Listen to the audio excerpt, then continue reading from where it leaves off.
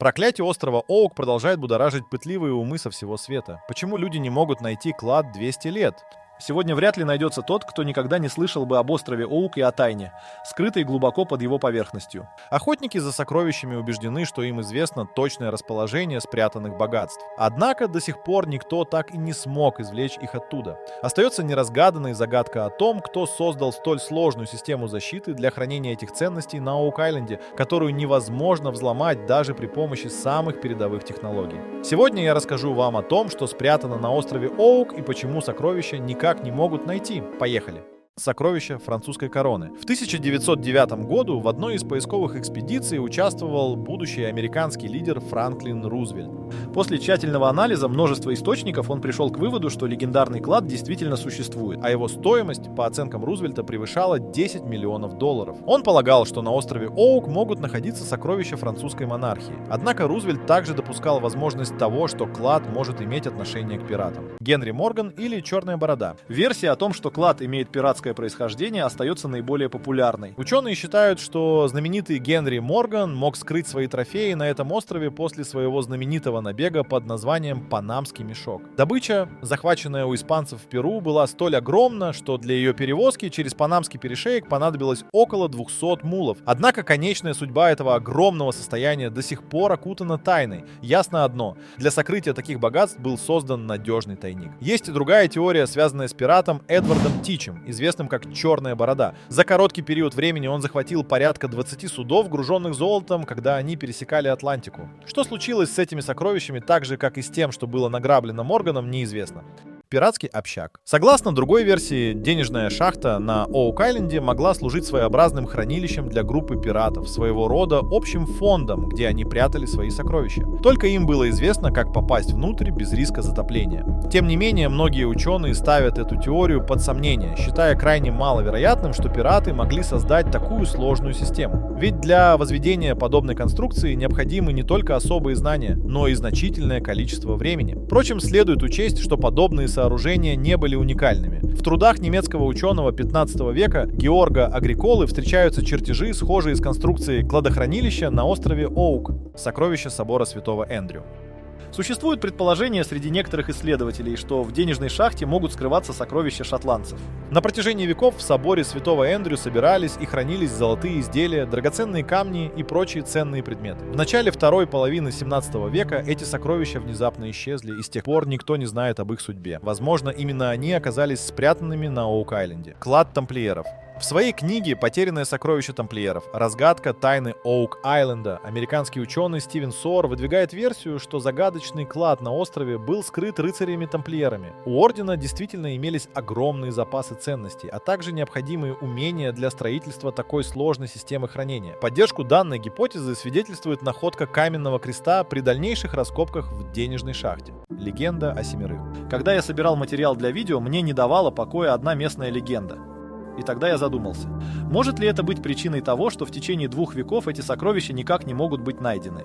Оказывается, существует легенда, согласно которой на остров наложено мистическое проклятие. Загадочные сокровища появятся только после того, как остров поглотит 7 жизней. Истоки этого проклятия остаются покрытыми мраком тайны. Однако факты говорят сами за себя. Уже 6 людей, принимавших участие в поисках сокровищ, погибли на острове. Этих несчастных звали Карл Грезер, Сирил Хитц, Роберт Рестл-старший, Роберт Рестл-младший, Мейнард Кайзер и неизвестный искатель сокровищ, предположительно скончавшийся в 1860-е годы. Кайзер трагически упал в одну из ям для раскопок, а неизвестный рабочий погиб от взрыва механического насоса. Грезер Хитц и Роберт Рестл-старший нашли свой конец в один и тот же злополучный августовский день 1965 года. По рассказам очевидцев, Роберт Рестл-старший спустился в шахту, ничего не зная о смертельно опасных природных газах, витающих внутри. Он потерял сознание, и тогда его сын поспешил ему на помощь, но тоже оказался бессилен перед отравляющим воздухом. Хитц, Грейзер и еще один рабочий по имени Энди Демонт последовали за ними, пытаясь спасти Рестолов, однако выжить смог только Демонт. Кто станет 7-м? И будет ли он последней жертвой, которую заберет Оук-Айленд, чтобы открыть тайну сокровищ? Меня эти вопросы действительно волнуют. А вас? Начало раскопок. Поиск таинственного клада на острове Оук начался с 3 мальчиков подросткового возраста. Летним днем 1795 года Джек Смит, Дэниел МакГиннес и Энтони Воган отправились поиграть в пиратов на маленьком островке, который находился рядом с их домом на восточном побережье Новой Шотландии. Однако игра была в скором времени прервана странной находкой. Их внимание привлек огромный дуб, одна из толстых ветвей которого была спилена, а на ней висело нечто похожее на ящик. Ребята также заметили, что земля под ветвью просела, будто бы там когда-то была вырыта яма, которую затем наскоро засыпали. Мальчики сразу поняли, что это неспроста и, возможно, кто-то зарыл здесь клад. Они решили попытаться найти его самостоятельно, не сообщая взрослым, и договорились вернуться сюда на следующий день с необходимым инструментом для раскопок. На следующее утро ребята вернулись на остров и начали поиски. Через некоторое время, пройдя сквозь верхний слой глины, они наткнулись на каменные плиты. Молодые искатели были убеждены, что под плитами находится сундук с бесценными сокровищами. Вместо этого они обнаружили глубокую шахту, на дне которой лежали кирки и лопаты. Теперь мальчики были полностью уверены, что клад действительно существует, и с новыми силами продолжили работу. Они продолжали копать все глубже, и каждые 10 футов встречали деревянные платформы, покрытые слоем земли. Добравшись до глубины в 29,5 футов, они нашли третью деревянную платформу из бревен и поняли, что им самим не справиться с этим делом. Тогда они решили пока никому не говорить о своей находке и вернуться к поискам позже. Перед уходом они тщательно замаскировали место своих поисков. Возобновление поисков. Спустя несколько лет друзья вновь взялись за поиски сокровищ. Вернувшись на остров вместе с другими кладоискателями, они продолжили начатые ранее раскопки. По мере продвижения на их пути снова встречались деревянные платформы, а также слои древесного угля, перемешанного с гравием и кокосовым волокном.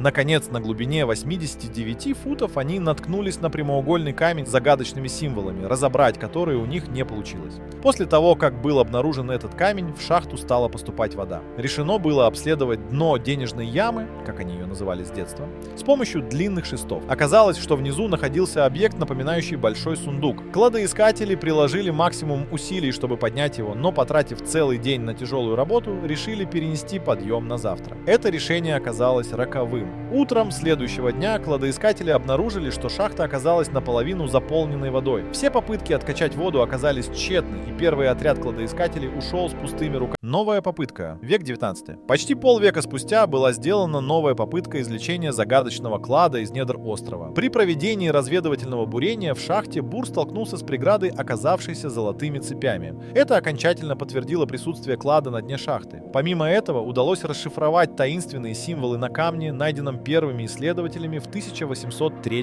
году. Надпись свидетельствовала о том, что на глубине 10 футов скрыты 2 миллиона фунтов стерлингов. Руководитель бурильной команды сообщил, что на дне находятся по крайней мере 2 больших сундука или бочонка с сокровищами. Окрыленные этим открытием, кладоискатели с удвоенным энтузиазмом приступили к откачке воды из шахты, проделывая дополнительные отверстия. Однако эта мера привела к неожиданному результату. Размытый водой грунт обрушился, унеся с собой сокровища вглубь земли. В 1850 году новая команда кладоискателей решила учесть все ошибки прошлых попыток и подошла к раскопкам более тщательно. Остров Оук был тщательно обследован. Были обнаружены 5 подводных течений, идущих от моря и соединяющихся с денежной шахтой. 10 лет спустя на острове были выявлены несколько подземных тоннелей и дренажных каналов. Кладоискатели осознали, что загадочные сокровища защищаются сложной инженерной системой, которая каждый раз заполняет шахту водой, когда кто-то пытается добраться до нее. Для достижения своей цели копателям приходилось буквально вступить в борьбу с Атлантическим океаном. Компании, вовлеченные в поиски сокровищ, вынуждены были вкладывать значительные суммы в системы откачки воды и разрабатывать разнообразные стратегии обхода океана, но он неизменно одерживал верх. Еще одна группа кладоискателей покинула Оук-Айленд с пустыми руками. Новая волна исследователей, прибывших на остров в конце 19 века, решила действовать по-другому. Вместо попыток откачки воды из денежной шахты, они попробовали перекрыть ей доступ. Масштабные работы требовали значительных финансовых вложений, и руководители компании, ответственные за раскопки, пошли на риск. На острове возводились насыпи, бурились новые скважины. Участники были уверены, что успех близок, но океанская вода снова взяла верх. Сокровища опять не достались никому. 20 век. К началу нового 20 века от денежной шахты практически ничего не осталось, поскольку землю в этом районе настолько перерыли, что стало невозможно определить, что и где находится. За первую половину столетия было предпринято как минимум 4 попытки найти таинственный клад. Было вырыто 5 новых скважин, самая глубокая из которых достигла глубины 170 футов. В 1935 году на остров проложили линию электропередач мощностью 7500 киловатт, установили турбокомпрессоры для откачки воды, но все усилия вновь оказались напрасными. И это спустя 140 лет с момента открытия денежной шахты. Оук-Айленд стойко хранил свои секреты, не желая делиться ими ни с кем. В 1938 году на остров прибыл новый кладоискатель Эдмунд Гамильтон. Он заложил аж 58 новых шурфов, заново открыл денежную шахту, углубляясь в нее и подтверждая существование второго водного туннеля и подземной реки. Первое десятилетие после окончания Второй мировой войны стало настоящим мистическим периодом в поисках сокровищ. На остров начали массово съезжаться различного рода маги, экстрасенсы и медиумы, но их способности не смогли помочь в разгадке тайны клада. В 1955 году к поиску сокровищ присоединился Техасский нефтяной консорциум под руководством Джорджа Грина. В ходе буровых работ выяснилось, что под островом имеются карстовые полости. Грин утверждал, что они закачали в одну из шахт 100 тысяч галлонов воды, но куда она ушла, он не знал. В 1961 году прибрежные воды Оука также были тщательно исследованы, но никаких сокровищ так и не было найдено. После погибшего в 1965 году Роберта Рестелла и большей части его команды на остров прибыл нефтяной инженер Роберт Данфилд, возглавивший новые масштабные раскопки. Он построил дамбу, соединяющую остров с материком, и привел к денежному колодцу бульдозеры и грейдеры. В течение нескольких месяцев Оук претерпел значительные изменения. На месте денежной шахты образовалась воронка диаметром 82 и глубиной 130 футов. Шахты больше не существовало. Вместо нее осталась 100-футовая дыра. Частная собственность. К концу 20 века на острове проложили дороги, но доступ к нему теперь стал возможен только по определенным дням и часам, так как Оук стал частной территорией. В 1965 году бизнесмен Дэниел Блэнкшип приобрел часть участков острова и начал бурение. Другой участок выкупил его конкурент Фред Нолан.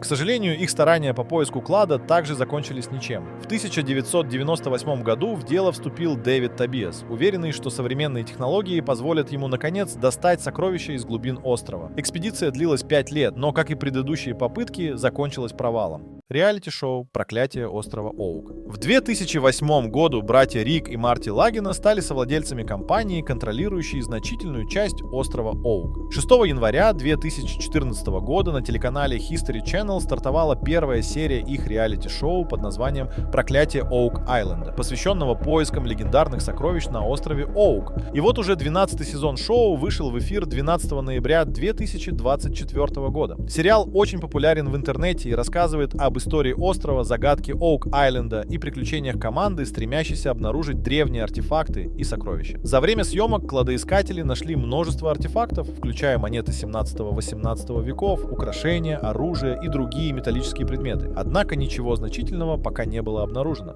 Заключение. Сокровища острова Оук манят исследователей уже более 2 столетий, но до сих пор ни одному из кладоискателей не удалось успешно завершить свою миссию. Сложная защитная система, оберегающая сокровища на острове Оук, продолжает хранить свою тайну. Сможет ли кто-то когда-нибудь раскрыть эту загадку, покажет время. А пока, друзья, я хочу сделать вам интересное предложение. У вас есть уникальная возможность стать частью нашей команды. Если вы владеете навыками видеомонтажа, можете озвучивать ролики на русском, английском и других языках, или же пишите интересные сценарии, мы будем рады с вами поработать. Пишите в нашего телеграм-бота, ссылка в описании. На сегодня это все. До новых встреч!